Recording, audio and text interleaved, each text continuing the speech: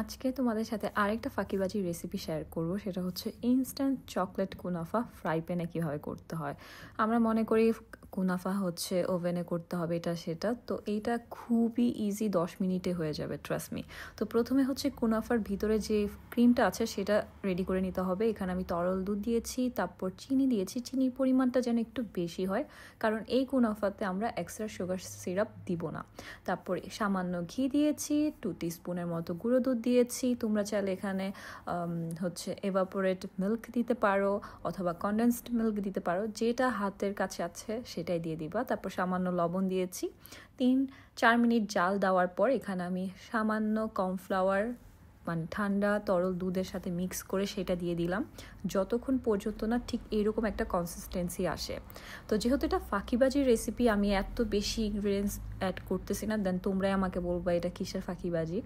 তোমরা চাইলে এই ভিতরের ফিলিংটা আরও সুন্দর করে দিতে পারো, যেমন আমরা নবাবী সেমাইয়ের জন্য করে থাকি, দুধটা অনেক ঘন করে, এটা সেটা, বাট আমি ইনস্ট্যান্ট করলাম।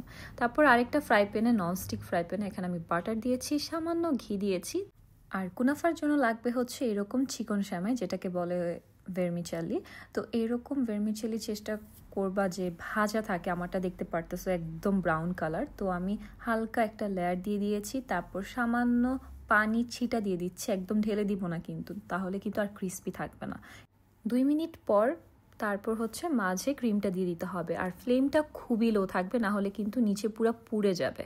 তারপর হচ্ছে এটাকে সুন্দর করে স্প্রেড করে আমি আবার সেমাইটা দিয়ে দিব। আমি আবার বলতেছি, এই ক্রিমটার মধ্যে যাতে একটু বেশি মিষ্টি হয়, কারণ হচ্ছে সেমাইতে কিন্তু এক্সট্রা চিনি দেওয়া হয়নি, আর আমরা পরে সুগার সিরাপ দিব না। তারপর এটাকে সুন্দর করে এভাবে ভাজতে হবে হালকা 2-3 মিনিটের মতো, চেপে চেপে। তারপর এটাকে একদম উল্টায় দিতে হবে।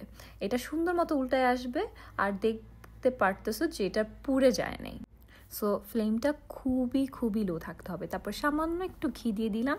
সো এই তো কুনাফা রেডি। এখন আমি এটা যেহেতু চকলেট কুনাফা করব, তোমরা এইভাবেও সার্ভ করতে পারো, বাট আমি উপরে দিচ্ছি হচ্ছে এখানে চকলেট। এখানে মিল্ক চকলেটটা আমি মাইক্রোওয়েভ ওভেনে মেল্ট করে নিয়েছি, সেটা দিয়ে দিলাম। তোমরা যে কোনো চকলেট দিতে পারো, বা উপরে যে মিল্ক ক্রিমটা তৈরি করেছো সেটাও দিতে পারো। দেন উপরে একটু পিস্তাশিওস দিয়ে আমি সার্ভ করব। এখন আমি এটা শোনাচ্ছি যে এটা কতটা ক্রিস্পি হয়েছে, আর এটা খেতে খুবই ইয়ামি।